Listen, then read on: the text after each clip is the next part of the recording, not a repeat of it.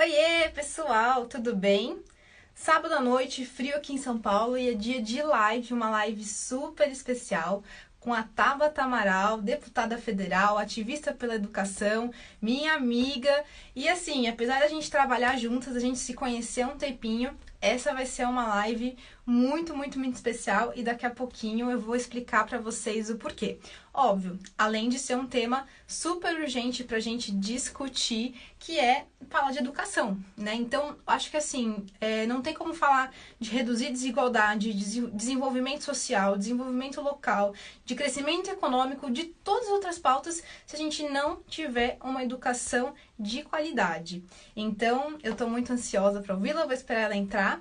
Eu sei que hoje, eu não sei se vocês acompanharam nos stories da Tabata, ela tá passando o dia inteiro autografando os livros dela. Então, quem também ainda não viu os livros da Tabata, enfim, corre lá, reserva o seu, compra o seu. Tá muito bonito mesmo. Então, eu tô até com dó. Ela ficou o dia inteiro lá autografando e ainda vai entrar aqui na live para falar com a gente. Por isso, enfim, a Tabata é uma pessoa que eu admiro muito, uma mulher muito forte. E, enfim, vocês vão entender na live, eu vou explicar um pouquinho. Uma pessoa que me inspira demais. Oi, Manu, Opa! Oi, Tabata, tudo bem? tudo e com você? Tudo bem também. A mão está melhor? Rapaz, mais ou menos. Eu tô tomando Advil. Eu tenho esse calo aqui, não sei se dá pra ver que é bem feio, desde a segunda série do ensino fundamental. Ele voltou a ficar gordinho, mas tá tudo bem. Eu autografei hoje 172 livros, o que significa que faltam 1828. Tá tudo certo. Apenas isso. Você já tá com calo, meu Deus do céu. Mas vai ser lindo. Eu tava comentando, falei, gente, quem acompanhou os stories da Tabata hoje viu que ela ganhou Eu bolo, ganhei todo um mundo bolo desejando com muitas um livro energias em cima da positivas. minha amiga. Eu tô muito feliz. Ai, que bom, Tabata. Nossa, eu tô muito feliz, apesar de eu sei que você tá se esforçando e trabalhando dobrado, mas vai valer muito a pena. O livro tá muito Mas, ó, eu bom, tava tô super muito ansiosa animada para para essa compartilhar com todo conversa. mundo. Eu tava acompanhando você falando no começo, assim, tava muito ansiosa mesmo, tô super feliz. A gente vai falar de um tema que eu sou simplesmente apaixonada, então não tem o menor problema. Obrigada pelo convite, Malu, é uma honra mesmo. Eu que agradeço, tá todo mundo muito doido para te ouvir também, porque ninguém tá sabendo direito o que vai acontecer com a educação pós-pandemia, que é o tema que a gente vai discutir hoje. E eu não conheço ninguém melhor para falar de educação do que você. Então, estamos todos, tem uma galera aqui que me mandou mensagem que tá super ansioso por essa live.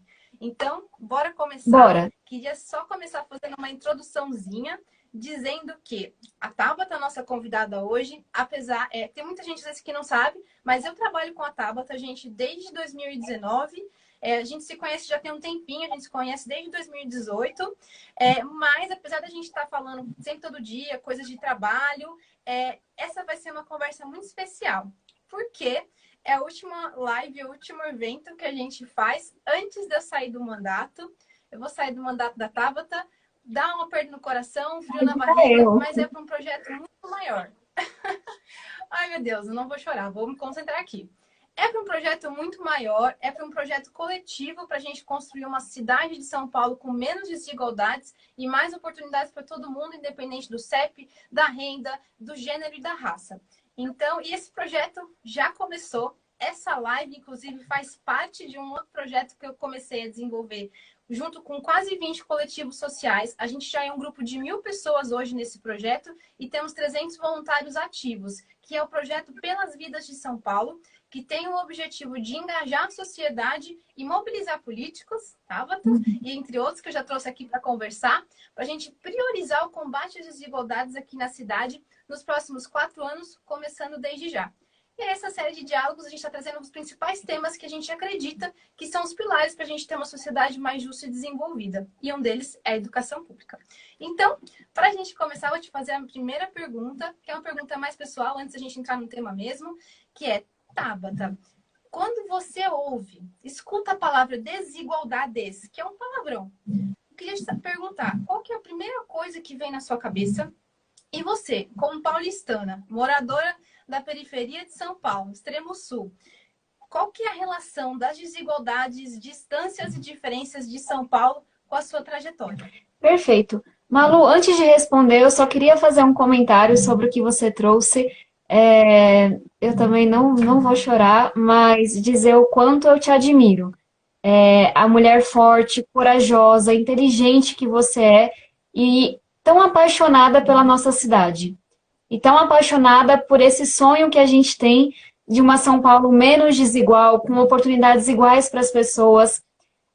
Para quem não sabe, eu e a Malu nos conhecemos, como ela disse, na campanha de 2018. Eu era então candidata a deputada federal e a Malu a deputada estadual. Foi a minha candidata, teve o meu voto, porque eu vi que ela fazia tudo com muita garra e com muita verdade.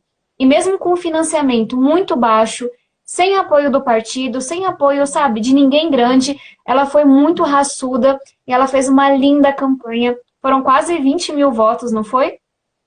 E aí eu falei, meu Deus, que mulher é essa, né? Guerreira, também na periferia desse jeito, e a gente foi se conhecendo melhor. E aí a Malu tomou uma decisão que também, enfim, me orgulhou muito, que ela decidiu entrar no processo seletivo para entrar no meu time. E era um processo super difícil, pessoal. Eu fiz junto com o deputado Felipe Rigoni, com o senador Alessandro Vieira, e foram mais de 13 mil inscritos. E a Malu passando na prova, passando na entrevista, passando não sei aonde, e era um concurso independente, só a última entrevista era comigo. E aí eu falei, eu conheço a Malu, eu acho que não seria justo eu entrevistá-la. Então só ela foi entrevistada por uma outra pessoa, porque eu não queria ter nenhuma interferência no processo, e ela foi disparada a primeira colocada. Aí eu falei, não, agora não tem mais o quê, vem trabalhar comigo. A Malu veio para coordenar a parte política do meu mandato, o Gabinete de São Paulo, que é uma tarefa super difícil. Quem me acompanha sabe que a gente está todo final de semana, como não tinha pandemia, né? Na periferia, no litoral, no interior, ouvindo a população, construindo essa política diferente. E a Malu foi, assim, uma super liderança. Ela é uma das mulheres que mais me inspiram, que mais me motivam a continuar. Eu, assim, sou apaixonada pela sua história, pela sua garra. E aí, eu, enfim, brinco com ela que ela só poderia sair do mandato se fosse para me representar. Então, a nossa condição foi mantida. Ela ficou até o último instante que podia. Ela é, sim, minha vereadora.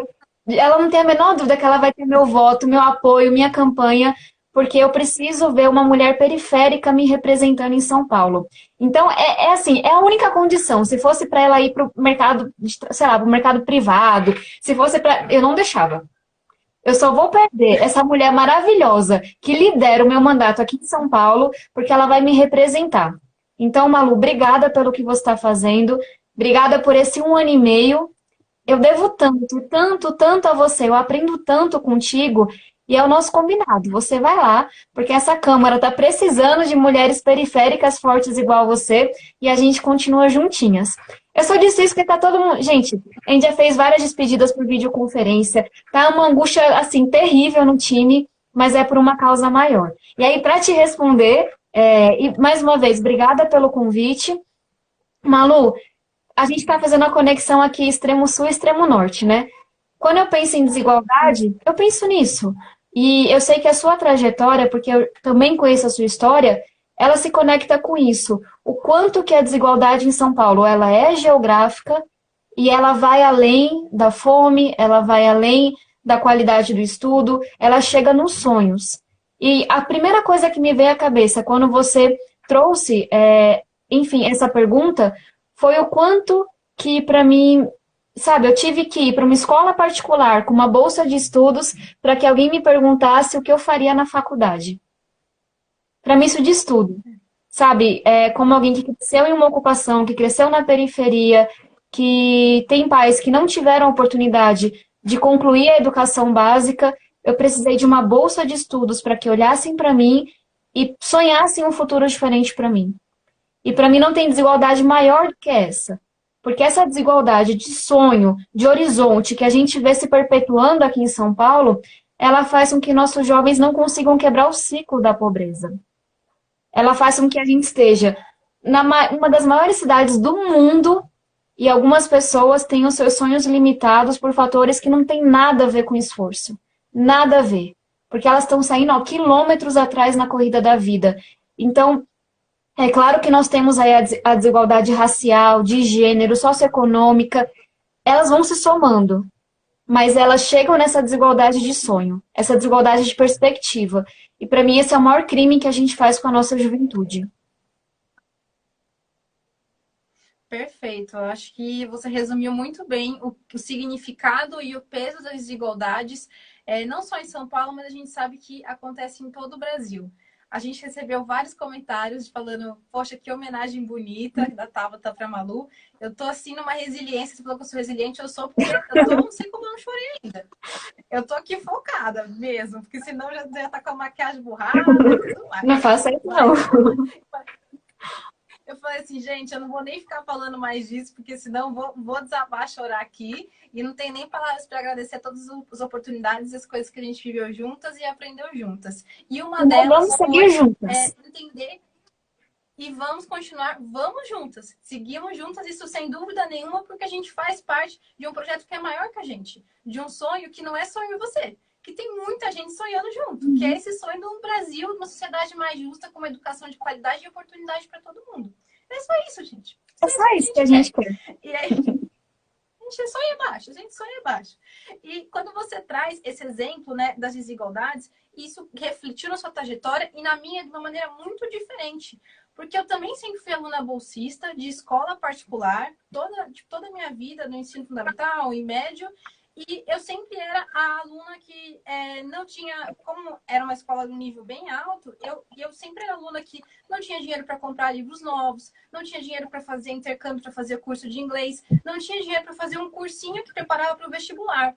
E aí eu via os alunos que estudavam comigo com tantas oportunidades e eu pensava, eu não tenho chance nenhuma. E aí, por isso que desde muito cedo eu comecei a procurar emprego, porque eu falei, meu jeito vai ser conseguir um emprego, conseguir a minha renda para ter minha independência financeira, que sempre foi o meu sonho.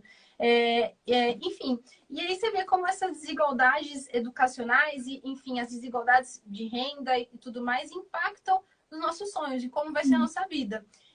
Então, isso mudou toda a minha trajetória. Eu, por exemplo, a minha primeira faculdade, você sabe, é em moda. E eu escolhi fazer moda porque desde os 14 anos, tipo, eu fazia bico e fui trabalhando com isso. Seja em vendas, em lojas de vendas de roupa, seja fazendo corte e costura, seja, enfim, trabalhando sempre nesse meio e era a única coisa que eu não via fazendo. E eu precisei me matricular na faculdade de moda para perceber que eu gostava de política. Enfim, você sabe bem como é isso, da astrofísica para política A também. gente está bem parecida nesse sentido. Eu adoro essa comparação. A Tabata astrofísica, ciência política, eu moda e ciência política. Tudo a ver. Eu adoro essa comparação. E assim, a pergunta que eu queria te fazer, já entrando no tema de hoje, para a gente falar um pouquinho de educação pública e como que vai ficar tudo depois dessa pandemia, é justamente sobre as desigualdades educacionais, as dificuldades financeiras e a evasão escolar. Então, saiu uma pesquisa recente do Conselho Nacional da Juventude, em que metade dos nossos estudantes estão pensando em desistir do Enem de 2020. A gente tem 30% desses estudantes que não têm condições, que declararam não ter condição nenhuma de estudar na casa deles, não tem um ambiente apropriado.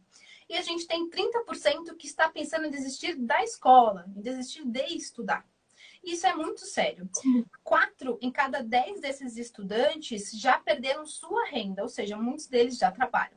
E 5 em cada 10 alegaram ter perdido a renda familiar, ou seja, toda a família já perdeu.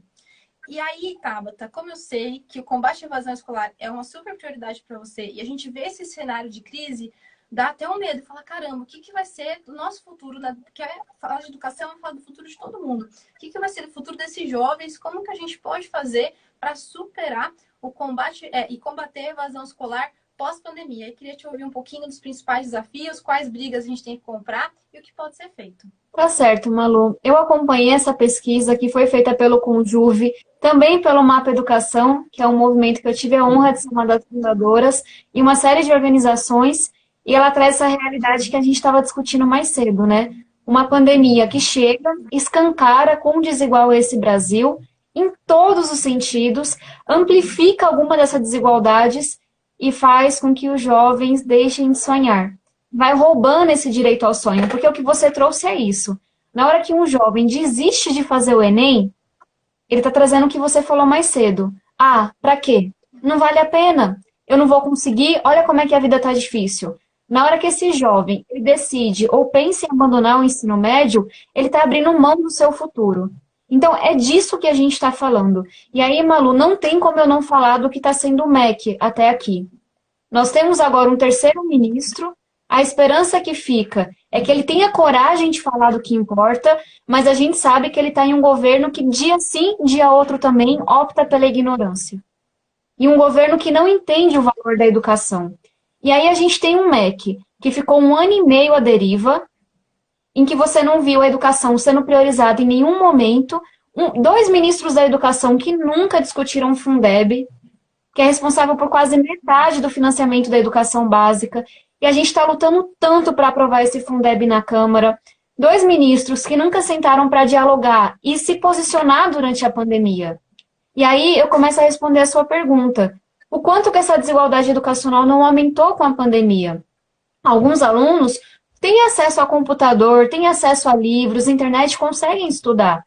Muitos outros estão dividindo 2 cômodos com vários familiares. Sem internet, sem materiais, muitas vezes não tem ninguém na família que tenha se formado do ensino médio. E aquilo desmotiva, e aquilo desanima. E aí eu falo do MEC porque o que o ministro deveria ter feito? Apontado caminhos. São quase 6.000 redes municipais, estaduais e UDF. Em nenhum momento veio uma coordenação. Sabe, poderia ter feito parcerias com empresas de televisão, com empresas de dados, compartilhado boas práticas, nada disso aconteceu. Então, o desafio que a gente tem é olhar para essa desigualdade que está se ampliando, para essa educação não presencial que não chega em todo mundo e pensar uma retomada. Uma retomada com todo um corpo escolar, com docentes, alunos, que vão vir com uma série de fragilidades quando a gente fala da saúde mental, porque ficaram com medo, porque passaram fome, porque viram a renda caindo, porque perderam entes queridos. Então, a escola vai ter que estar preparada para lidar com saúde mental. Uma série de desafios sanitários, eles vão ter que ficar 1,5 m de distância. Eu era a 52ª da lista, número 48, 49, 52. As escolas são lotadas na periferia, a gente sabe disso. Então, como é que você faz um distanciamento de 1,5 m? A gente vai precisar de recursos. Como é que a gente faz para preparar os professores para um modelo de educação em que metade está em casa ainda e metade está na escola? Então, é muito desafiador. A primeira coisa é que a gente continua com essa esperança, mesmo sabendo que a gente não pode depender dela. É que o MEC faça o seu papel. Mas se não fizer, a gente vai continuar fazendo o nosso. Então, estamos lutando para aprovar o Fundeb. Mais do que nunca, a gente vai precisar de um Fundeb que é mais redistributivo, que é maior, que chegue em mais municípios. Então, essa é uma bandeira muito importante das pessoas acompanharem. Tem sido a bandeira a qual eu mais me dedico já há 1 ano e meio. Nós apresentamos um projeto, eu sou uma das autoras, que a gente pega dinheiros do FUST, que é um fundo que foi criado para isso, se você entender o objetivo dele. A gente pega as contrapartidas das empresas de telefonia e a gente está colocando ali um fundo de aproximadamente 30 bilhões de reais para a gente financiar o acesso à internet e equipamentos nas escolas públicas. Então, é outro projeto que é muito importante a população acompanhar. E aí também tem um outro projeto que eu tenho honra de ser uma das autoras também, junto com a professora Dorinha, a deputada Edilvan, que ele cria conselhos no nível nacional, nos níveis estaduais e municipais, para que sanitaristas, o pessoal que entende da saúde e o pessoal da educação, professores, estudantes, responsáveis, possam fazer essa retomada de forma mais coordenada. Porque a gente, por um lado, tem que garantir a proteção dos professores e alunos, mas por outro, a gente tem que garantir que assim que deu, os alunos retomam as aulas. Porque quanto mais tempo eles ficam fora da escola, mais vai se aprofundando a desigualdade. Não, com certeza, Tabata. Aí você vê, né? Muita gente aqui comentando, recebi alguns comentários, estava lendo ali, e tipo, caraca, quanta ação que tá rolando e que às vezes as pessoas não estão sabendo, é difícil de divulgar. Eu lembro muito de uma frase que você sempre fala. Não é, exato. E assim, é muito verdadeiro quando você fala, gente, o que viraliza nas redes, o que chega até as pessoas, tem o problema das fake news e tem o problema das polêmicas. Não viraliza falar do Fundeb, né? Não viraliza falar de conselhos estaduais e da importância do Conselho Nacional de Educação e de tudo que está sendo feito para tentar, enfim, vocês estão tendo que trabalhar sem o MEC, né? Sem o MEC, muitas vezes fazer um papel que deveria ser do governo federal, mas porque a gente não pode cruzar os braços enquanto eles não olham para a educação. Uhum. Exatamente. Então, tem um trabalho duplo e triplo para as pessoas entenderem o tamanho da jornada das pessoas, dos parlamentares, dos políticos, das lideranças comunitárias e de todo mundo que está comprometido mesmo assim com a educação do país. Então, é aquilo, né? Não tem governo, não tem partido, é todo mundo junto mesmo, né? A gente está nesse momento e não tem outro jeito de trabalhar. Então, acho que isso dá um pouquinho de esperança. Tá? Acho que vi muita gente comentando aqui dessas ações. Então, E a gente acho tem que que ter dá um esperança. calor Esse de mundo é esperança. muito duro para a gente viver sem sonho e sem esperança. Boa. E quando a gente não tem sonho, não tem esperança, a gente abre espaço para o medo. E o medo abre espaço para autoritarismos, para coisas que a gente não quer nem que aconteça. Então, assim, eu adoro aquela frase também, do Spinoza, a esperança tem que vencer o medo. E é isso, disso que a gente está falando. E, bom, a gente fez, tá? Só para eu esqueci de falar no começo, eu separei 4 tópicos sobre educação pública pós-pandemia, junto com voluntários, enfim, eu avisei para todo mundo que ia rolar essa live, o pessoal foi mandando pontos que eles achavam importantes. Então, a gente escolheu 4 teminhas para a gente bater. Um era essa questão da evasão escolar, e o segundo, você já trouxe um pouquinho, mas não tem como falar da inclusão digital, do ensino à distância, o ensino online, que foi uma realidade que se impôs. Mas a gente sabe que a grande maioria, boa parte dos estudantes no Brasil, não tem acesso a computadores em casa, não tem acesso à internet, De não tem qualidade. um ambiente tranquilo, de qualidade. Então, e não são todos os estados e municípios também que têm um programa legal de EAD, de ensino à distância, ensino online. Então, são vários e vários desafios. Mas eu queria te fazer 2 perguntas. Uma, que você acha que o ensino à distância, que o ensino online, ele veio para ficar? Que essa é uma tendência, assim como algumas pessoas têm falado, tipo, do home office, né? Do trabalho remoto e do trabalho em casa, ao invés do escritório, que é uma coisa que veio para ficar. Muitos economistas, especialistas do trabalho têm afirmado isso. E aí eu queria perguntar do lado da educação. Veio para ficar? Tem muita gente que está com essa dúvida. E a segunda coisa é que, será que essa crise toda não vai fazer a gente dar um passo muito maior, acelerar muito a inclusão digital no Brasil? Então, essas 2 perguntas que eu queria te ouvir. Tá certo. Vou começar contando sobre uma experiência do Amazonas, que a gente tem muitas dificuldades de conhecer o que acontece de bom no nosso país. Então, por exemplo, essa é uma experiência que recebeu uma série de prêmios lá fora e que para mim é muito inspiradora, mas que a gente não olha muito para ela. O estado do Amazonas tem um desafio gigantesco, que são comunidades indígenas e ribeirinhas que ficam a semanas de acesso de barco. Só reflitam sobre isso. Pois bem, eles criaram um centro de mídias em que eles gravavam aulas com professores especialistas que eram os melhores naquela área. E aí, professores especialistas, biologia, história, geografia e por aí vai. Eles começaram a transmitir essas aulas por sinal de satélite, televisão. A aula era recebida na televisão na comunidade indígena ribeirinha e lá você tinha um professor ou professora da comunidade que acompanhava o conteúdo, tirava dúvidas, fazia as tarefas.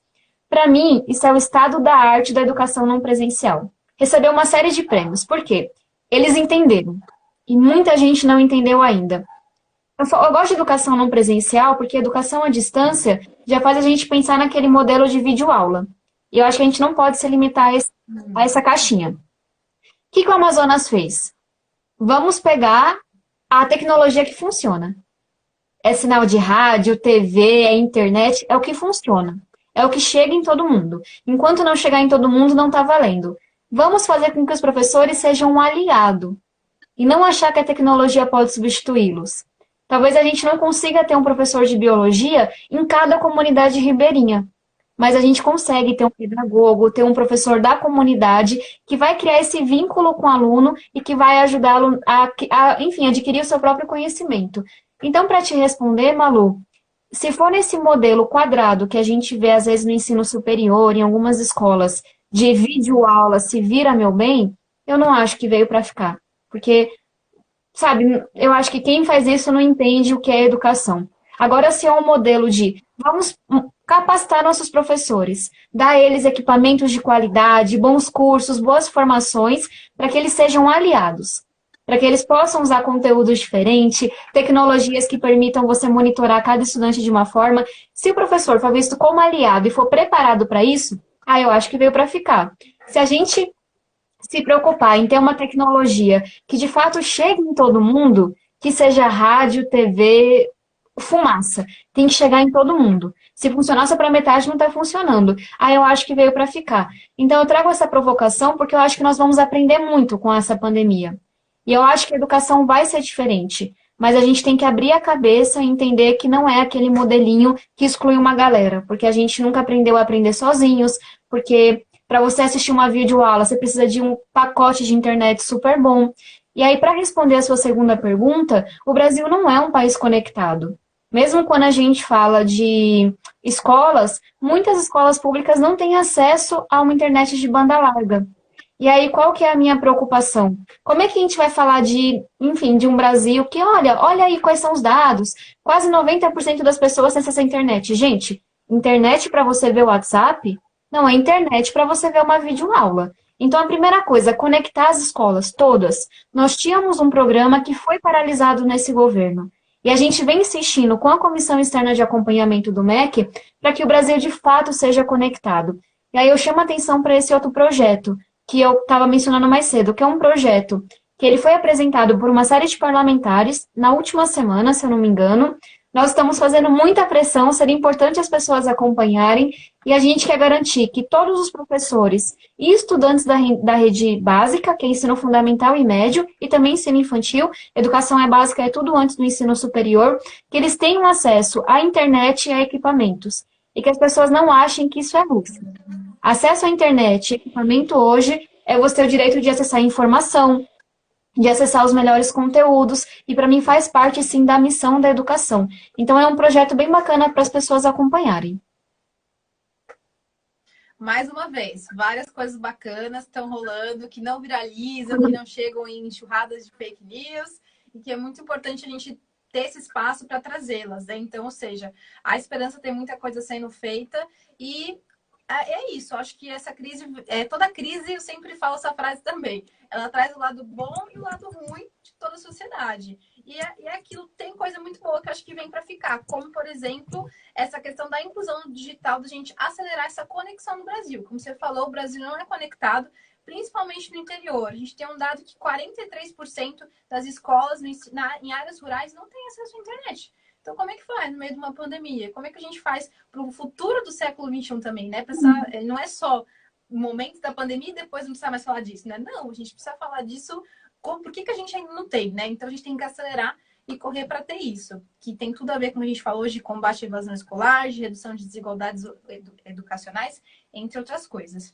E aí, Tabata, E aí, o terceiro pilar que a galera interrupção, eu estava tentando achar aqui o número do projeto, para não falar errado, porque algumas pessoas estão perguntando para elas acompanharem. Deixa eu ver se eu acho. Eu acho que era 977. Mas se não, eu vou pedir para os universitários, alguém que estiver acompanhando, me ajudar a achar o número do projeto. Eu coloquei no Twitter, no Instagram, para a gente poder divulgar para todo mundo. Tá bom. Falei aqui também pro pessoal dar uma procurada. Tá certo. Vamos ver. Vamos lá, Malu. Próxima a gente pergunta. fixa o comentário. Próxima pergunta, próximo tema. Bom, o terceiro tema tem a ver com também o mercado de trabalho. Todo mundo sabe que o coronavírus ele é uma crise sanitária, uma crise humanitária, mas ele também tem provocado a crise econômica. E é muito importante falar que é o coronavírus que tem provocado a crise econômica. Não é a quarentena, não é o isolamento social, não são medidas de proteção, gente, é o coronavírus, tá? Enfim, tem muita gente que fala, tem que voltar para a rua, tem que voltar tudo porque a economia não. Não é assim que funciona. Mas a crise econômica que já vinha vindo, né, nos anos anteriores aqui no Brasil, com o coronavírus, tende a aumentar. E a gente vê no jornal, vê na nossa comunidade, no nosso dia a dia, a galera perdendo renda, perdendo emprego, muita gente passando necessidade, empresas fechando. Enfim, um cenário muito difícil. Mas, em meio a todo esse cenário, com muita gente perdendo, alguns segmentos da economia, do mercado de trabalho, têm ganhado espaço. E, obviamente, saúde, enfim, logística, comércio, atendimento ao cliente, telemarketing, todas essas áreas estão crescendo muito durante a pandemia. E aí, o que isso coloca para profissionais, pessoas do mercado de trabalho que estão procurando oportunidades? Elas estão tendo que se requalificar muitas vezes, ou então buscar novos conhecimentos e habilidades. Então, houve uma crescente, de acordo com uma pesquisa do Glassdoor, que é uma plataforma de recrutamento online muito forte, uma crescente muito grande nos últimos meses por cursos técnicos e profissionais, né? Então, e os mais procurados também, enfim, é um pouco óbvio, então, na área de saúde, enfermagem, logística, administração, tudo que está relacionado a essas áreas que estão crescendo agora e estão gerando novas oportunidades. Enfim, e a gente sabe que essa tendência do mercado ser muito volútil, das profissões mudarem muito nos próximos anos, é uma coisa que não, o coronavírus talvez está acelerando, mas não vai voltar a ser aquela coisa de tipo, poxa, a gente tem a mesma profissão a vida inteira, me faça minha formação e tudo mais. E aí, a pergunta que eu te faço é, eu sei que você é uma das defensoras também da valorização, do investimento do ensino técnico, do ensino profissional no Brasil. E será que a pandemia, né, essa educação pública da pós-pandemia, o ensino técnico e profissional pode ganhar um outro patamar? Será que a sociedade vai passar a valorizar mais, o mercado de trabalho vai valorizar mais e vai ter que investir nisso para geração de emprego e renda e novas oportunidades? Malu, eu não sei o que vai acontecer, mas eu espero que isso aconteça. A gente tem algo no Brasil que é muito doido. A gente tem uma cultura, e para mim tem até a ver com essa cultura que nós temos, que é tão cheia de preconceito, em que a gente cresceu acreditando que o trabalho não era digno. E aí tem toda uma teoria sobre isso, o quanto que a gente acha que, enfim, trabalhos manuais e por aí vai são para pessoas que são menos. E mesmo quando você vê a primeira versão da lei de ensino técnico, ela trazia uma menção a pessoas que seriam, sabe, que teriam menos oportunidades, mais pobres. E é uma coisa assim muito louca. E aí a gente colocou na cabeça das pessoas que faculdade é para rico, ensino técnico é para pobre, e quando a gente vê na prática, quem é pobre mesmo nem o ensino médio às vezes termina. Então acaba não sendo para ninguém. E aí qual que é o nosso desafio? A gente está falando do coronavírus, mas o mundo já estava mudando muito rápido. A gente está vivendo uma verdadeira revolução tecnológica, que não tem nada a ver com o que a gente viu no passado, porque a inovação ela faz assim, olha, é cada vez mais acelerada. Aí o paralelo que eu faço é a vida da minha bisavó comparada com a vida da minha avó eram diferentes. Agora, a minha vida com 15 anos de idade e a minha vida com 30 são muito mais diferentes. Porque a gente está falando de impressão 3D, grandes algoritmos, uma série de coisas que mudam tudo, sabe? Inteligência artificial, robôs que conseguem fazer muitas coisas que só os humanos faziam. E essa robotização da economia, se nada for feito a respeito, pelo menos por um tempo, ela vai excluir muita gente. Uma massa de pessoas que vão perder espaço, até porque há muitos cientistas que acreditam que a gente não gera empregos na mesma quantidade que foram substituídos pelos robôs, e a gente não está se preparando para isso. A educação de hoje, ela não prepara nem para a entrevista média, nem para o vestibular. Quem dirás para esse mundo que vai pedir que nós sejamos criativos, cooperativos, resilientes, sabe, inovadores, que são coisas que você não aprende ali escrever na fórmula. Você aprende com uma aula, com esporte, com artes, com cultura, com projeto, com uma educação de fato integral. E aí, 2 dados que eu sempre trago, porque eles assustam um pouco, mas, enfim, mostram quanto que esse futuro está próximo. Um deles, que é de um estudo feito em Oxford, que fala que daqui 10 anos, mais da metade das profissões que vão existir não existem ainda. 10 anos é amanhã.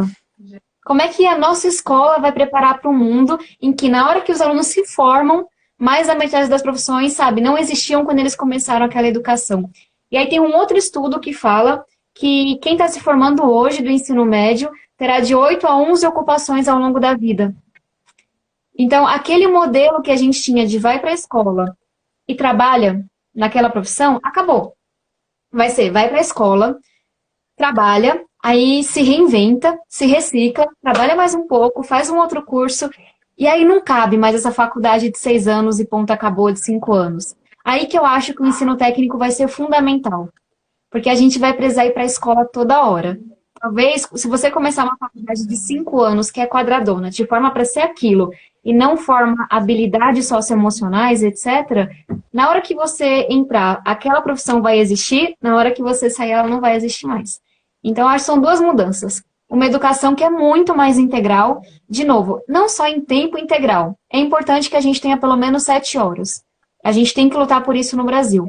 Mas tem que ser uma educação muito integral mesmo, que a gente conecta disciplinas, que a gente traz esportes, cultura, artes, Vamos precisar de universidades que não te forçam, como acontece aqui no nosso Brasil, a escolher o curso no terceiro ano do ensino médio, até aquela formação quadrada, e vamos precisar de muito mais ensino técnico, não só para os nossos jovens, mas também para os nossos adultos, que vão ter que estar se reinventando o tempo todo.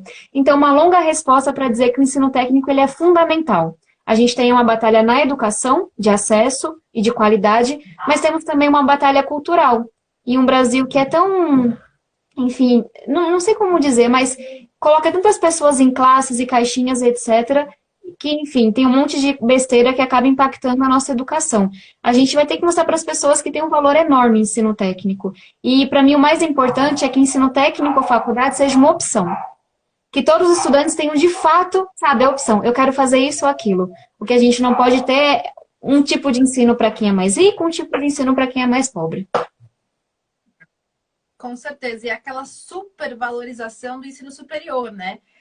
A gente cresce com isso, assim, de tipo, não, meus pais, eles não têm ensino superior, meu pai não terminou o ensino médio e eles sempre falaram, olha, a gente não conseguiu, mas você vai conseguir. Então, custe o que custar, você vai fazer faculdade, você vai se formar. E aquela coisa de a faculdade é a grande, enfim, é a única possibilidade sua de conseguir um emprego, de ter sua independência financeira e ser alguém na vida. E não é bem assim. A gente precisa investir em outras formas de formação, de graduação, que não sejam só essa de 4 anos. Né? Eu tenho muitas colegas, por exemplo, dá o exemplo da área de moda que eu fiz faculdade. Então, foram 4 anos estudando moda. E eu tenho algumas meninas que fizeram ensino técnico no Senac, no SESI, enfim, em outros institutos, Sigbol, alguns outros, assim, menores, menos conhecidos, e são super profissionais na área de moda hoje, estão arrebentando a boca do balão, assim. E você não diz, assim, né? Eu tenho tantas meninas no ensino que se formaram comigo na faculdade, quanto as colegas que eu sei que fizeram ensino técnico, e ambas estão mandando super bem. Então, cara, por que a gente não repensa isso, né? E quando você fala, não, esse dado para mim é muito assustador. E mais da metade das profissões nos próximos 10 anos ainda não existem, a gente vê que o desafio do coronavírus é só o começo, né? Vão vir outros Talvez ele tenha, inclusive, muito maiores nos acelerado próximos anos. essa revolução toda que a gente está vivendo. E aí, Malu, tem um projeto que nós apresentamos na Câmara, que ele é um pequeno passo para fazer essa discussão, que ele coloca que créditos de cursos técnicos e tecnológicos devem ser validados para você fazer o ensino superior. Porque é isso, não dá mais caixinha. Se você foi e fez um curso, sei lá, técnico em mecatrônica, técnico em moda, por que você depois tem que fazer os 5 anos para ter o ensino superior? Por que você não pode pegar os créditos que você já estudou e com mais 2 anos sair com outro diploma, sabe? Com outra especialização. Então, esse projeto foi um pequeno passo para a gente começar a conectar a formação que a gente vai ter que ter ao longo da vida mesmo. Nossa, muito bom. Esse daí eu não estava acompanhando. Olha, pessoal, tá todo mundo aqui. Esse foi um Não dos sabia, projetos que eu nós até eu. apresentamos na agenda social. Então, o pessoal pode acompanhar também. Ah, E ele tem esse e os outros agenda social. projetos da agenda social, de ampliação, modernização do Bolsa e por aí vai. Eles tiveram quase todos os líderes da Câmara como coautores. Então, são projetos que chegaram com muita força. Que vitória, né? A gente vive num momento tão difícil, não só pelo coronavírus, antes do coronavírus estava difícil também. E ver que tem muita gente séria trabalhando e lutando na Câmara, aqui nas ruas, nas redes, no setor privado, nas comunidades, é muito, muito animador, né? Então, e é animador no sentido de você ouvir esse dado assustador e falar, não, vai dar certo, a Bora gente vai trabalhar, superar, a gente gente. vai conseguir superar. Bora trabalhar que vai dar certo sim. Então, a gente sabe que nossa geração e as próximas que estão vindo, as meninas e meninos, se preparem que a gente vai enfrentar muitos, muitos desafios, mas acho que a gente vai conseguir, enfim, ter ótimos resultados e provar que muitas coisas que a gente cresceu ouvindo que não dá, não é possível, não tem como, tem sim. Dá para fazer, dá para renovar, dá para melhorar. Então, eu acredito muito, muito nisso. Eu também. E Tabata, tem o quarto tema mais E eu vou técnico antes da responder gente ir mais para rapidinho a final. também. A gente está com tempo, a gente tem 20 minutos, Tá então bom. dá tempo para mais 2 perguntas. E alguns comentários nisso que depois eu vou ler. O quarto tema que a galera mais mandou para mim, mais, enfim, sugeriu quando a gente fala de educação pública pós-pandemia, é um tema que eu sei que é a sua meta de vida, assim, como ativista pela educação, que tem a ver com qualidade da aprendizagem e nivelamento dessa aprendizagem. E você já falou um pouquinho disso. Então, uma coisa que está cada vez mais latente é como que a gente mede realmente a aprendizagem, sendo que a gente tem a carga horária, a gente tem os conteúdos obrigatórios. Poxa, o aluno cumpriu os conteúdos obrigatórios, cumpriu ali a carga horária, manteve as notas da média, ele aprendeu. O que ele aprendeu? A gente não está medindo, como você falou, as habilidades socioemocionais, as competências, tudo que ele está desenvolvendo. Então, aqui durante a pandemia mesmo, né? A gente está vendo, muitos alunos e estudantes desenvolvendo resiliência, capacidade de se adaptar a novos ambientes, cooperação, muita gente se ajudando, aluno ajudando professor, ajudando outro aluno, ajudando a família, enfim. Isso, cara, como que a gente, traz isso também para o bojo da aprendizagem, né? Então, eu queria te ouvir um pouquinho quais são os desafios e o que, enfim, acho que a gente pode avançar e aprender com todo esse momento que a gente está vivendo para o pós-pandemia, nessa luta por uma educação de qualidade para todos, né? Então, como que a gente promove uma aprendizagem no Brasil? A gente sabe que esse é um super desafio e a gente sabe que não faltam técnicos, né, da área de educação falando sobre isso e a gente sabe que as decisões têm que ser políticas.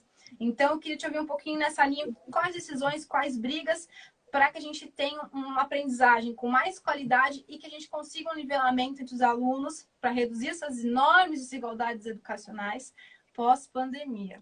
Malu, eu queria falar um pouquinho sobre o nosso vestibular e também sobre o Fundeb. Começando pelo vestibular, o Enem ele é uma conquista, porque ele é a prova que nós temos que mais, olhando para a história, que mais olha para habilidades e não só para conhecimento decorado, colocando assim de uma forma bem simples. Então, ele já tem uma série de formas na forma como ele avalia, no peso que ele dá às questões, em trazer um foco para a interpretação, por exemplo, que a gente sabe que tornou ele mais inclusivo. Mas esse está longe de ser o meu vestibular dos sonhos. E aí eu trago aqui uma provocação. A gente tem um vestibular que decide o futuro de milhões de estudantes com base em uma prova que é feita em um dia do ano, que olha para algumas inteligências. Claramente, essa não é a melhor forma de selecionar as pessoas. Você acabou de dizer. E tem já vários estudos e empresas que estão antenadas a isso, buscando funcionários que são resilientes, desenrolados, como eu falo, que são criativos, inovadores. E a gente tem que começar a saber medir isso. E aí eu tive a sorte, oportunidade de fazer um vestibular americano. Eu fiz minha faculdade em Harvard e o vestibular foi completamente diferente. E se o vestibular não fosse tão diferente, talvez eu não estivesse aqui hoje. E eu falo por quê? No vestibular americano tem a prova de matemática, química, física, eu podia escolher. Então, eu escolhi exatas, que é onde eu tinha mais chance. Mas você pode fazer aquela prova todo mês, até você tirar a nota mínima. E eu, especialmente na área de inglês, não tirei a nota mínima na primeira tentativa. Mas no mês seguinte eu fiz de novo. E eu podia fazer de novo. Tanto para a prova de proficiência em inglês, quanto para o Enem americano, que é o SAT. Mas as notas são só o começo da história. Eles perdem cartas de recomendação dos professores do ensino médio, que conheciam quem eu era como aluna, sabiam da minha trajetória. Eles pediram que eu contasse a minha história, porque eles queriam saber se eu tinha tido que trabalhar. Eu trabalhei desde pequena, se eu tinha enfrentado dificuldades, pegava 3 horas de ônibus por dia, tudo isso impacta nessas notas. Então, eles saem perguntando as coisas. E aí eles também perguntam dos seus sonhos. O que você gosta de fazer, quais são os seus talentos. E aí eu sempre fui apaixonada por trabalho comunitário, então tinha, enfim, fundada a minha ONG no primeiro ano do ensino médio com outros amigos. Então eu trago esse exemplo porque enquanto o nosso vestibular não mudar, a educação não vai mudar, não adianta. Você pode fazer a reforma que for no ensino médio. Se no vestibular a gente pedir A, B, C e D, os alunos vão aprender A, B, C e D. Então, quem sabe a gente consiga fazer essa luta nos próximos anos, para mim é uma bandeira super importante de um vestibular que olhe não só quem chegou mais longe, mas quem correu mais. Porque ele olha de onde cada um saiu e onde cada um chegou. E eu, que sou uma grande defensora das cotas, tanto raciais quanto sociais, ouso dizer que um vestibular desse não precisa de cotas. Porque na hora que a gente vê o quanto cada um lutou, o quanto cada um teve que se esforçar, eu acredito que naturalmente o perfil que entra para as universidades vai mudar pra caramba. Porque a gente sabe o quanto que o pessoal corre, sabe o quanto que tenta. Então essa é uma provocação, que é a mudança do vestibular, que olhe para essas habilidades no conjunto. A outra provocação que eu falei do Fundeb, aí eu falo de um exemplo pontual porque ele serve para outras. Hoje, de cada 4 municípios no Brasil, em 3 deles, os diretores são escolhidos por indicação política. É prefeito, vereador, por razões eleitorais, colocando seus apoiadores. E assim, ninguém ia querer que a figura mais importante da gestão da escola fosse escolhida pelo vereador por qualquer razão que não fosse a da educação. Então, essa é uma bandeira muito forte para mim. Foi até o tema da minha tese de graduação. Mas eu não consigo escrever um projeto de lei da Câmara dos Deputados proibindo a indicação política, porque os estados e municípios são soberanos quando a gente fala da educação básica. Então, qual que tem sido a minha luta? Para que a gente tenha algum mecanismo para incentivar essas boas práticas. Porque eu não quero que um aluno dependa da sorte ou não de nascer em um município em que o prefeito valoriza, gosta de educação ou não.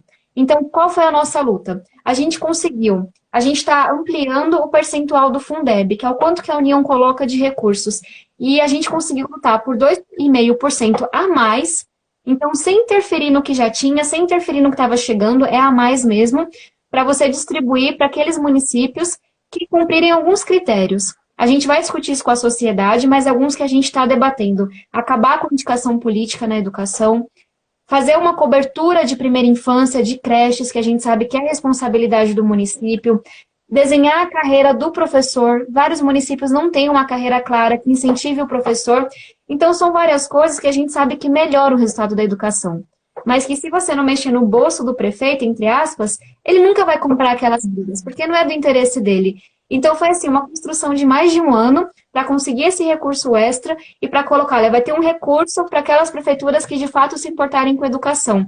E aí, para distribuir esse dinheiro, a gente também fez uma coisa que eu acho muito bacana, que não foi colocar uma linha de chegada, não é quem tirar a maior nota, é quem tiver o maior esforço, quem crescer mais percentualmente a cada ano. Então, digamos que a gente tem uma nota que vai de 0 a 10. O município que sair de 1 para 2, tipo, ele tá mal ainda, mas ele dobrou, sabe, a qualidade dele. Ele vai receber muito mais financiamento do que aquele que sai de 9 para 10.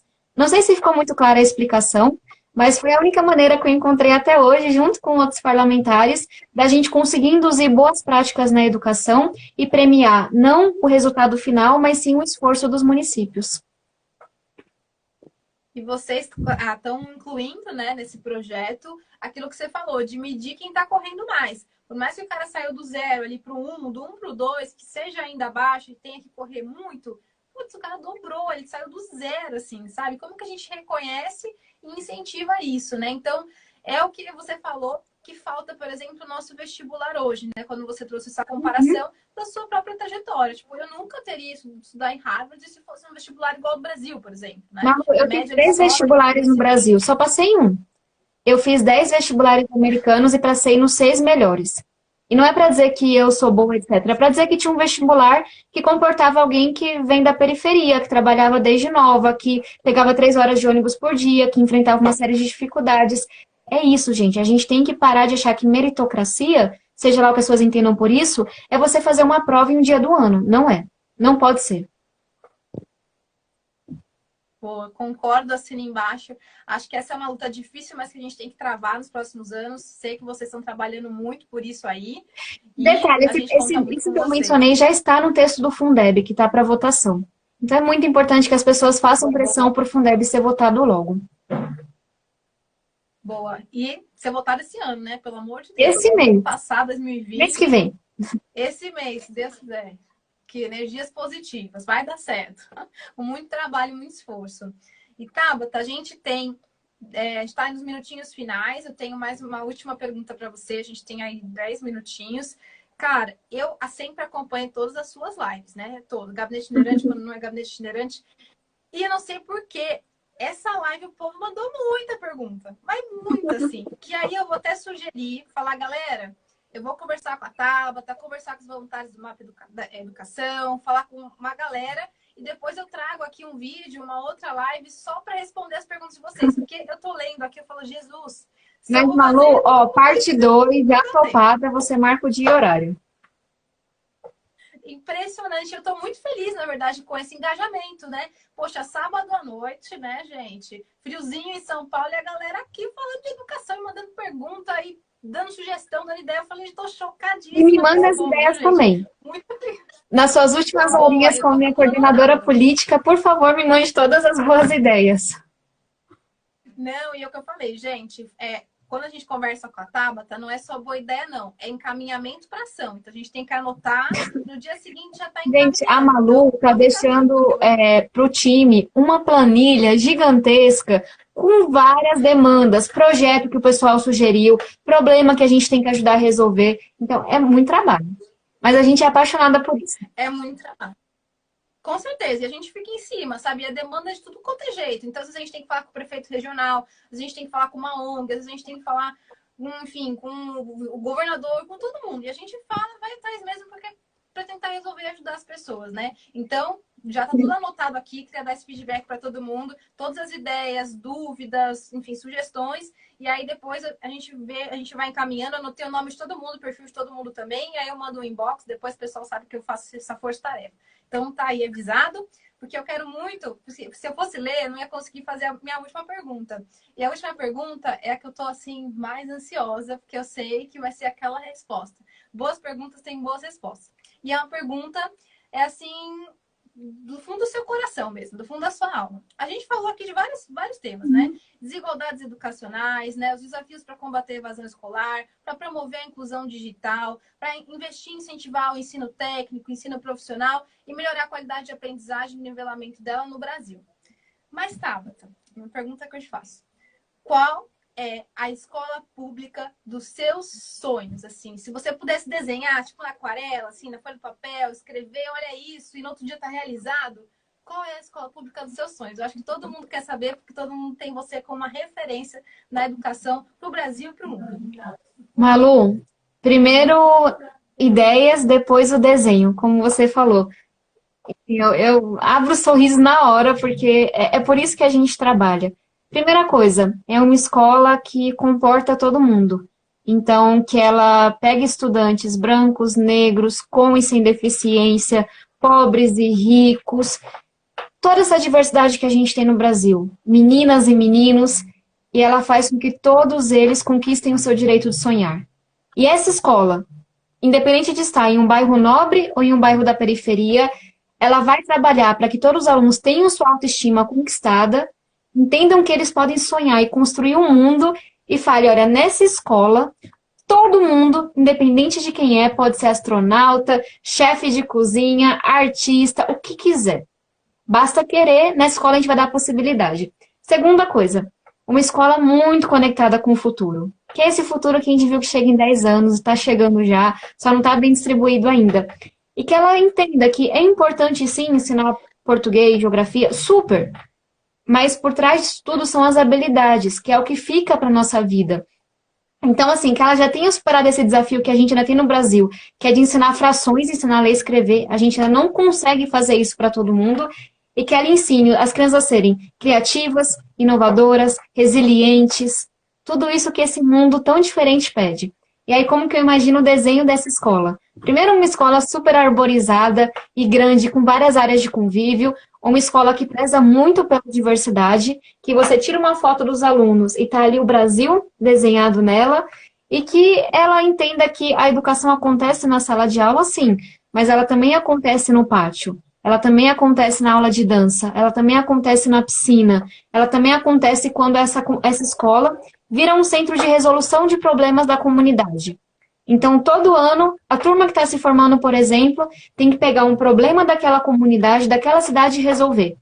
Porque é assim que a gente aprende como funcionam as leis, é assim que a gente aprende o que faz o vereador, o que faz o deputado, é assim que a gente entende que a escola tem que ser literalmente da comunidade, e não apenas estar na comunidade. Então, é um pouquinho dessa escola que eu tanto sonho. Não sei se meus filhos vão começar a estudar nessa escola, mas que pelo menos eles possam terminar o ensino médio nessa escola. Tem alguns aninhos aí. E é isso, quando a gente pensa. E eu fiquei muito feliz com a pergunta, porque é tanto trabalho, é tanta correria, tanto sono, e assim, você dando o seu melhor, que a gente esquece de parar e lembrar o porquê que a gente está fazendo tudo isso. E é por isso que a gente está aqui, é por essa escola, são por esses alunos. É por isso que tem essa live, é por isso que tem tanto projeto de lei, tanto projeto social, tanta gente acompanhando, tanta gente mandando pergunta, porque é isso, a gente sabe que não é fácil, mas que juntos, né? Eu gosto muito dessa frase, sonho que se sonha junto se torna realidade. E é aquilo, é uma coisa, e é muito bonito, assim, é o propósito mesmo. Acho que tanto da sua vida, da minha, e todo mundo que acredita nisso, de lutar por esse mundo, né? De sonhar isso coletivamente e construir, apesar de todos os desafios. E tem uma frase também que eu gosto muito, que eu acho que define também um pouquinho dessa sua escola pública dos sonhos, que a gente chegar um dia, né? Talvez os nossos filhos, né, Tabata, no ensino médio, eles possam chegar e falar, olha, a melhor escola da cidade é a escola do meu bairro. Por quê? Porque todas as escolas são boas, independente do bairro em que ela esteja. Então, eu acho que esse é o nosso sonho, né? Que todas as escolas sejam boas, inclusivas e que a gente tenha ali o Brasil e os sonhos pelo Brasil também, que consigam se tornar realidade. Tabata, acabou nosso tempo. Eu tô aqui. Assim, foi uma das melhores lives, assim, Pra mim também, que Malu. eu fiz, mas também das suas que eu acompanhei. Caraca, que legal. A gente conseguiu falar com tanta coisa importante, tanta coisa legal. Eu saí muito, muito inspirada e motivada para esses desafios que vão vir aí. E aí o Cândido, você sabe o Cândido de Ubatuba, nosso voluntário, o Romário aqui, eu tô vendo alguns outros voluntários, eles mandaram um negócio super engraçado. Tava, tá assinando um PL pra Malu não ir. Não, gente, mas assim, Oi, gente. para quem entrou depois na live, a Malu está deixando o cargo de coordenadora política, que ela concorreu com milhares de pessoas nesse processo seletivo enorme, porque ela só pode deixar com uma condição. Ela está indo para me representar na Câmara de Vereadores, então desse jeito pode. Se for outra, eu não deixava, a Malu não saía desse mandato. Malu, eu não, de novo, a gente vai sentir muita, muita falta de você. Muita. Assim, eu não consigo. Eu vivo dizendo, meu Deus, o que eu vou fazer sem a Malu? Como é que eu vou resolver sem a Malu? Como é que vai ser? Mas aí eu lembro, poxa, a gente tem que de fato trazer para perto de nós pessoas que são melhores para elas poderem voar. E eu sei que São Paulo vai ganhar muito com isso. Então conte comigo, como amiga, como eleitora, como alguém que é apaixonada pela sua história, pelo seu trabalho. Muita força, muita coragem, muita garra. Você tem de sobra, porque a gente sabe que essa política está precisando de mulheres, está precisando de jovens, está precisando de periféricos, de negros, LGBTs, toda essa galera que não é representada na política. Então, voa muito alto, conte sempre comigo. Eu adorei bater esse papo contigo e precisando, você sabe onde é o nosso gabinete, sabe onde eu moro, seja na missionária, seja na saúde, você pode sempre contar comigo, Maluzinha. Voa muito, viu? Você também, tá? Até aquilo. Não é despedida, tamo juntas, seguimos juntas nessa luta. E você sabe que vai ganhar uma aliada que vai rodopiar essa cidade de São Ah, eu Paulo para sei. que a educação pública de cada bairro seja melhor. Que se você estiver na Vila Missionária ou aqui na Vila Mazei, a sua escola é a melhor da cidade, porque todas as escolas são boas. Então, esse é o meu sonho grande, um dos meus sonhos grandes para São Paulo. Então, pode contar comigo sempre, sempre, sempre. Eu já falei no começo da live. Já acabaram de avisar que tem 1 minuto, senão o Instagram vai desligar a nossa cara. Mas como eu falei no começo, eu te admiro muito. Você é uma das, enfim, lideranças desse país, uma mulher super forte que me inspira mesmo. Não é fácil, mas a gente segue juntas nessa luta e sempre, sempre, sempre pode contar comigo. Manda demanda, manda tudo que você sabe que eu gosto, né? Eu gosto Eu sei que desses você resolve também. eu resolvo, eu encho o saco, eu vou atrás. Eu sou chata, mas eu resolvo. Malu, obrigada. Um beijo enorme para você. Agradeço muito, muito, muito. Obrigada a Um todos que beijo acompanharam. Um enorme. beijinho. Boa sorte aí com os livros. Por Boa força na 4.800. mão. Só 1.800. Só isso, cara. Imagina, amanhã você acaba. Um beijinho, Malu. Tchau, pessoal. Até a próxima. Um beijo. Tchau, gente. Obrigada.